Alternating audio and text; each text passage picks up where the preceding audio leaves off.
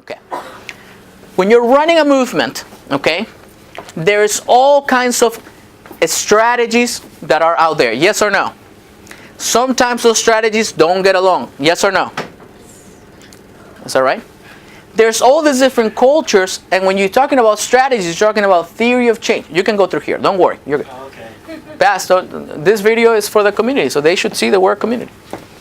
Right? Theories of change, right? Now, in a movement, there is different strategies. Okay? This is very, very important. Again, I said surface and the depth. Okay? We believe when you zoom out, okay? My brother Paul Engler and I, and some of our research that his brother, and so many of us, all of us has done. When you zoom out, you notice that everyone or anyone engaged in social change, now you can organize this in another form, of course, if you want, is trying to do 3 different strategies. One is personal transformation, meaning they're trying to change the individual. Okay? Second is changing dominant institutions. They're trying to change the system. And 3, they're trying to create an alternative. A different kind of system. Let me explain it to you with a story maybe from a teacher. I am a teacher and I love my students. I'm in East Boston High School, or I'm in Dorchester High or in English High, and I love my students. And in this classroom, I work every day to get my students to be whatever they can so they can be good in life. Are you following me on this? I believe that if I change one life, even in my whole 10, 20 years, one life, it will be worth it. Have you met anybody, teachers like that? Yeah. They put money of their own pocket to buy you meals, to buy you food, whatever, because they want you to succeed. That's personal transformation. If we change one person, we can change the world. Isn't that a beautiful belief? It's beautiful. It's true. But then the teacher doesn't go from East High, goes to Brooklyn High, right? To another school that maybe has more resources. And he realizes, he or she or they, that they have the books that they have are not the last edition. The other school has the 5th edition, I have the 1st edition. How the hell is that? I have 40 students, they have 15 students. The teachers make this money, I make this money. It's completely crazy. Then they realize that the problem of teaching is not just, that the problem of teaching is not just in, it's okay, don't worry, things drop, things change. The problem with teaching is that it's not just individual, that there's a larger systematic problem. Yes or no? Yes. Do some teachers have that awareness? Yes or no? Have you had that awareness in your life? Then they can take 2 avenues. One avenue is they can say, you know what, I'm going to build my own school. Why not? It's me, it's her, it's Brenda, it's Lena. We're going to gather the teachers and we're just going to raise money and build our own classroom. Okay, there was a university called Freedom University in Georgia. I don't know if people have heard of it, where teachers gathered together to give students that are undocumented a undergrad in their own time. They're from their own alternative school. They were like, well, if students cannot go to school, then we're going to give them the alternative. Isn't that magical? Giving their time, putting their money to creating an alternative. Okay, the current system doesn't work with create alternative. Well, another option is that then they say, well, maybe it's not just an alternative. Maybe it's the whole way of how the resources of the schools are distributed. We have to change that. Because holy guacamole, as an alternative, I realize that I'm competing with the whole market. And I'm competing with state funding. And that's not enough. I need to change the dominant institutions. Okay? 3 different strategies. Okay? Does that make any sense to you? Be the change you want to see. Also, what are things in personal transformation? People are doing yoga, meditation.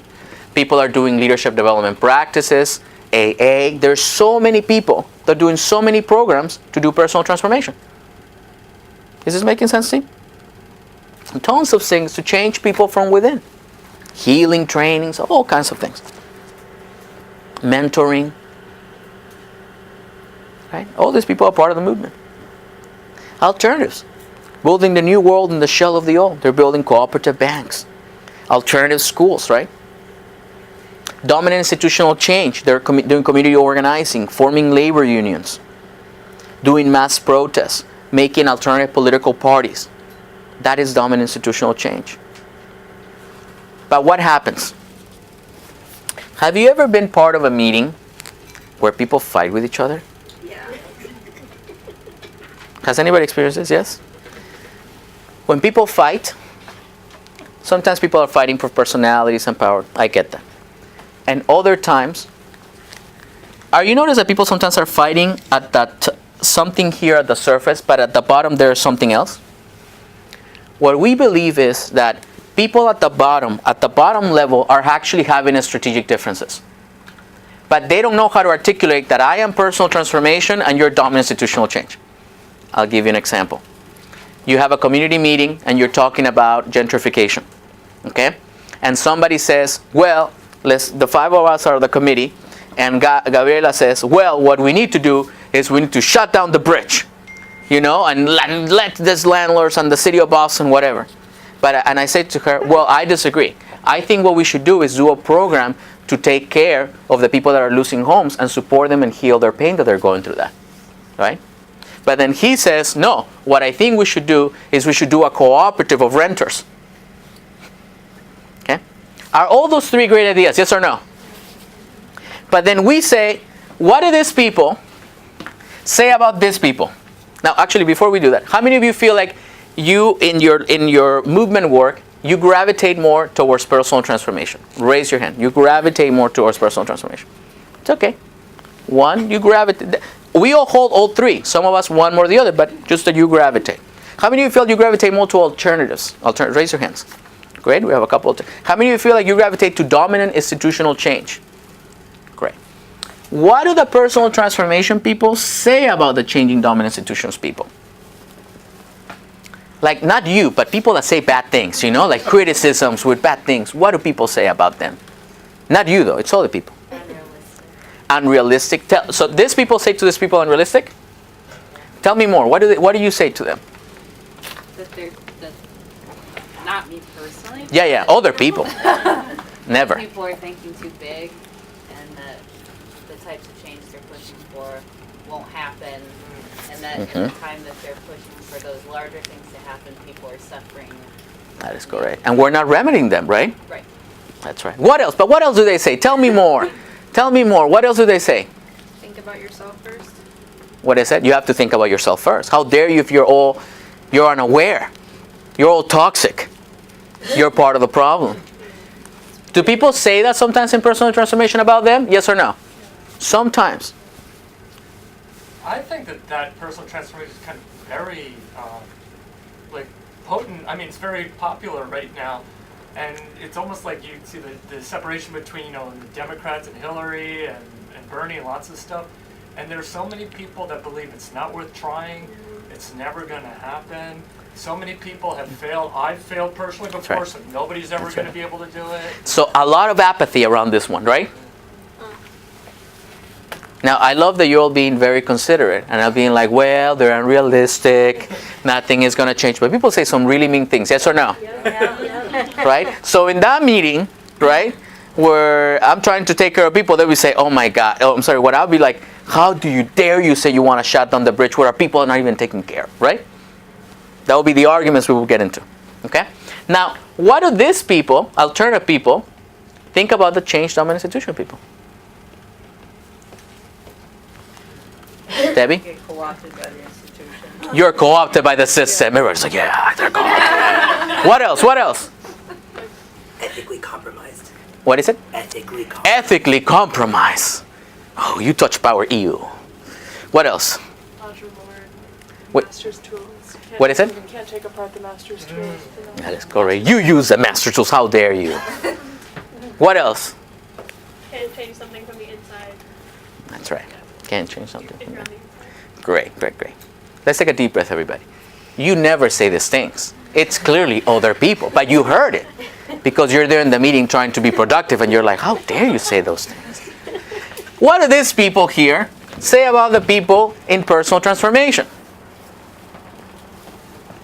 Thinking too small. Thinking too small. Draining the swamp with a spoon. What is it? Draining the swamp with a spoon. Draining the swamp with a spoon. You're trying to make this little change. Right? You're healing 2 people, but there's 1,000 dying. What else? We tend to call them neoliberals who believe that everybody should be on this personal journey of That's right, bettering that's right. themselves. You have never said that before, right? I say it all the time. Great, great. This is important. Thank you for your honesty. What about others say? What else do people say? Yes? That's not going to change the status quo. That is correct. Look at the belief that he said that. He said that before. I see you from here. We're playing here, but you see. Now, what do these people say about the alternatives people? Change some institutions to alternatives. Yes, Debbie. Can't create an alternative in capitalism. Can create alternative capitalism. What else? Idealistic. Idealistic. What else? Well, there's some parts of the dominant institution that are necessary. Oh, wow. So you don't know differentiate. Oh, wow. This is big. What else? Small scale. A small scale. You're never going to grow. This is you. I love you're doing the simple ones. You haven't done the what? It's only for privileged people.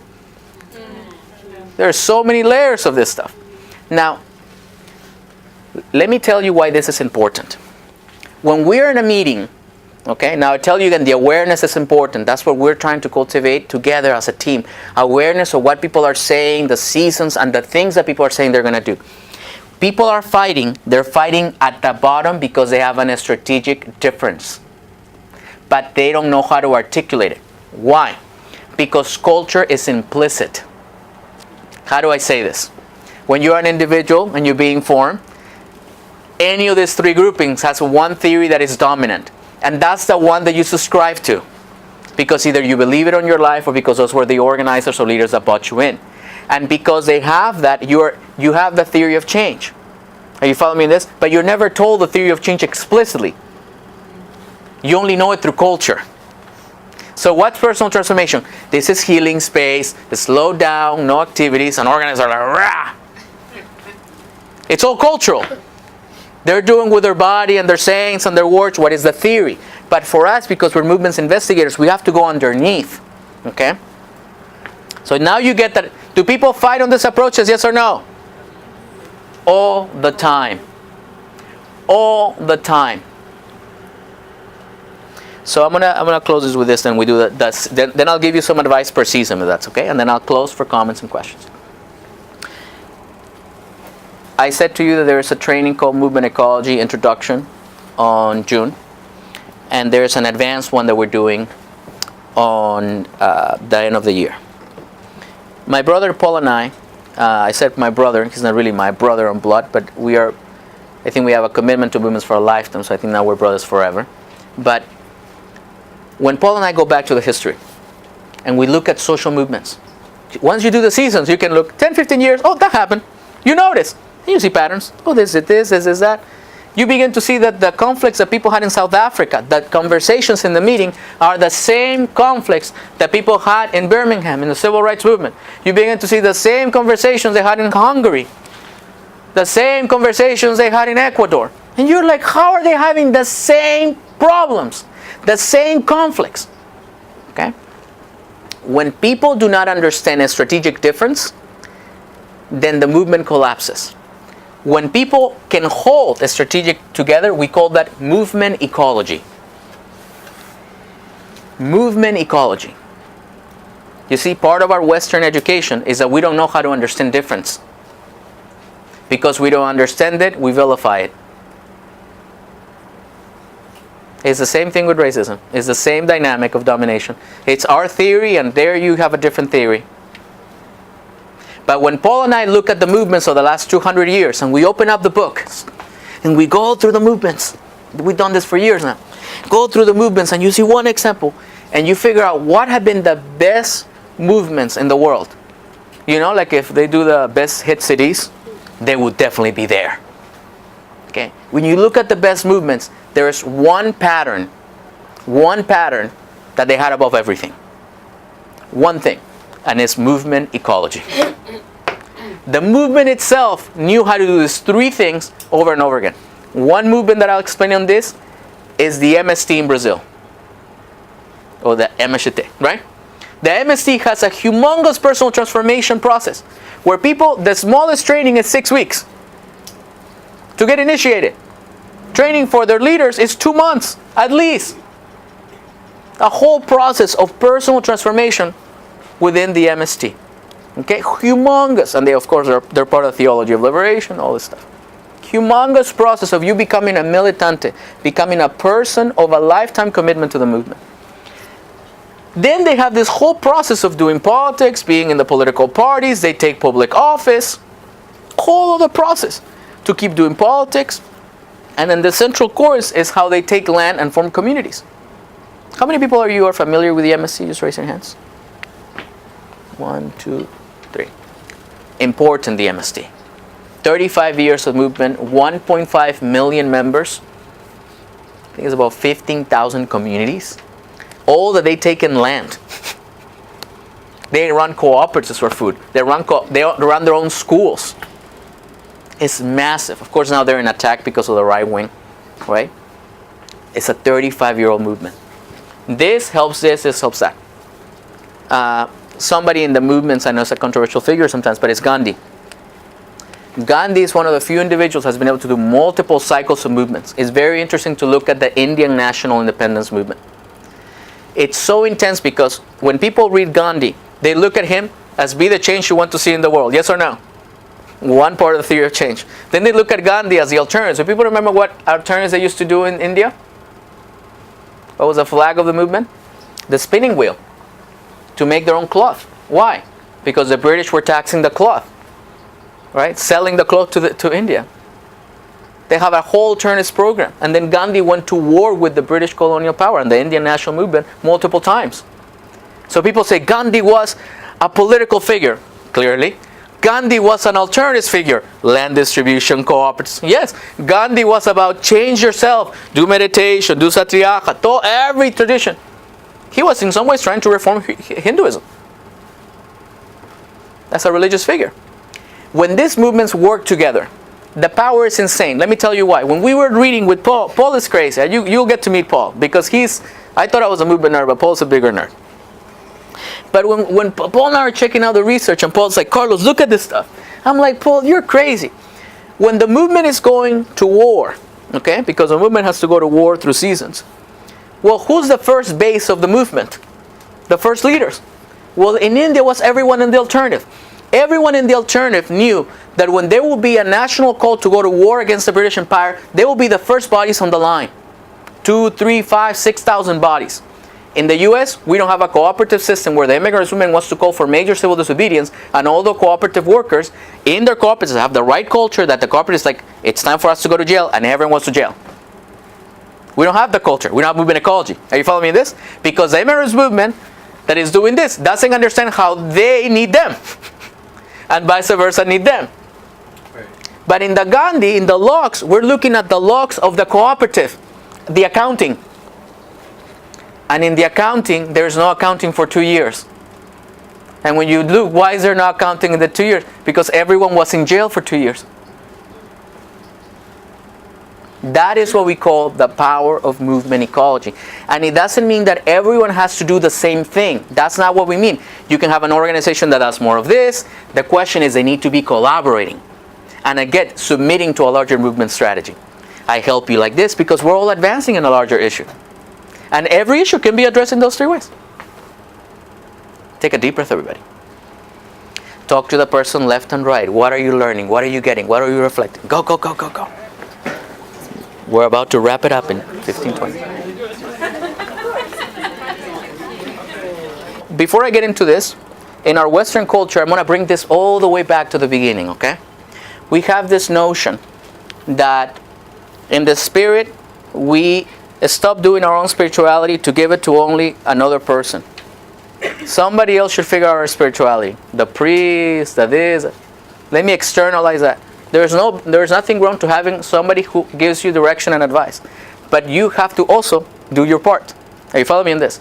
We feel sick. We go to the doctor. And the doctor tells us what to do and we follow blindly. We have no awareness of our body. The doctor says, you need surgery. And you just get surgery. You don't have no question about the doctor to see you 30 minutes will never understand you fully. In the medicine sense. The body is clear. You go to a therapist and the therapist in 30 minutes can die. All your problems cannot be the therapist. You also have to do your work. Why do I say all these things? It's because in the current culture that we have, everything gets externalized. You do that for me. You are the expert on that. That's not what we're trying to create an Aini. We think that in order for us to gain movement capacity, everyone has to have a movement awareness. We have to have debates. We have to talk. We have to, some of us are going to specialize in certain areas and others, but we have to all be aware. And it cannot be like, oh, what do you think is the right answer? There got to be at least 6 different good answers. Are you following me on this? That's why everyone has to cultivate the muscle, and that's why in INI we believe in craft. So if people are trying to be good at movements, but they don't do their study, they don't do their work, they don't do their readings, they don't do their practice, they're not going to be good. Can you follow me on this? And that's why we have to make the difference between passion and wisdom. It's a humongous step to take that step between passion and wisdom. Just doing it because you feel passionate versus the wisdom of using your passion at the right time. This is what experience and craft gives you. That's why I honor craft and respect craft, and I ask all of you to take that commitment to craft. To the deep study of this. Deep study. I'm telling you this not because no me he quemado las cejas, because my eyes have been burned. My parents can tell you all the stories about my last 17 years. That's what I want for you, because that's what we need for the world to succeed. Okay? No more 1 leaders, we need hundreds.